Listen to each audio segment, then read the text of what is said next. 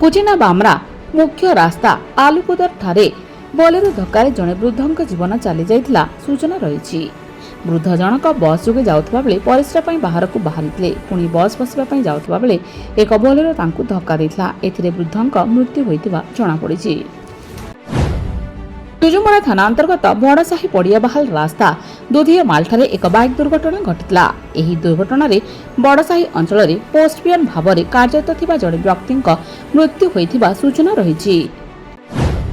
Redhakhol block ଅନ୍ତର୍ଗତ କୁକୁଡ଼ାବାହାଲି ଗ୍ରାମ ପଞ୍ଚାୟତ ଶିଶୁପାଲ ସରକାରୀ ଉଚ୍ଚ ପ୍ରାଥମିକ ବିଦ୍ୟାଳୟକୁ ବ୍ଲକସ୍ତରୀୟ ଶିକ୍ଷା ସଚେତନତା ରଥ ପହଞ୍ଚିଥିଲା। ଏହି ସଚେତନତା ରଥକୁ ବିଦ୍ୟାଳୟଠାରେ ଶିକ୍ଷକ ଶିକ୍ଷୟିତ୍ରୀ ଛାତ୍ରଛାତ୍ରୀମାନେ ସ୍ୱାଗତ ସମ୍ବର୍ଦ୍ଧନା ଜଣାଇଥିଲେ। କୁଚିନା ନିର୍ବାଚନ ମଣ୍ଡଳୀ ଅନ୍ତର୍ଗତ ବାମ୍ରା ସରସ୍ୱତୀ ଶିଶୁ ମନ୍ଦିରଠାରେ ବାମ୍ରା ମଣ୍ଡଳ ବିଜେପି ପକ୍ଷରୁ ଆୟୋଜିତ ଦୀନଦୟାଲ ଉପାଧ୍ୟାୟ ପ୍ରଶିକ୍ଷଣ ମହା ଅଭିଯାନ ଶିବିର ଉଦ୍ଯାପିତ ହୋଇଯାଇଛି। ଏହି କାର୍ଯ୍ୟକ୍ରମରେ ମନ୍ତ୍ରୀ ରବିନାରାୟଣ ନାୟକ ଯୋଗ ଦେଇଥିଲେ। ଦଳୀୟ କର୍ମକର୍ତ୍ତାମାନଙ୍କ ସହ ବିଭିନ୍ନ ପ୍ରସଙ୍ଗରେ ଆଲୋଚନା କରିଥିଲେ।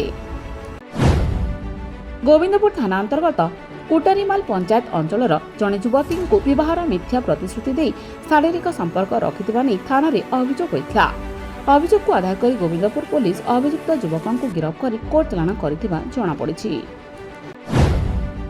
ରେଡ଼ାଖୋଲ ଥାନା ଅନ୍ତର୍ଗତ ବେତଗଡ଼ ଗ୍ରାମ ନିକଟସ୍ଥ ରାଜଧାନୀ ଢାବା ଉପରେ ରେଡ଼ାଖୋଲ ପୋଲିସ ଚଢ଼ାଉ କରିଥିଲା। ଏହି ଚଢ଼ାଉରେ ପୋଲିସ ବିପୁଳ ପରିମାଣର ଡିଜେଲ ଜବତ କରିଥିଲା। ତେବେ ଜାତୀୟ ରାଜପଥ ଯାଉଥିବା ଗାଡ଼ିଗୁଡ଼ିକରୁ ଏହି ଡିଜେଲ ଚୋରି କରି ଢାବାରେ ଗଚ୍ଛିତ କରାଯାଉଥିବା ନେଇ ସନ୍ଦେହ କରାଯାଉଛି।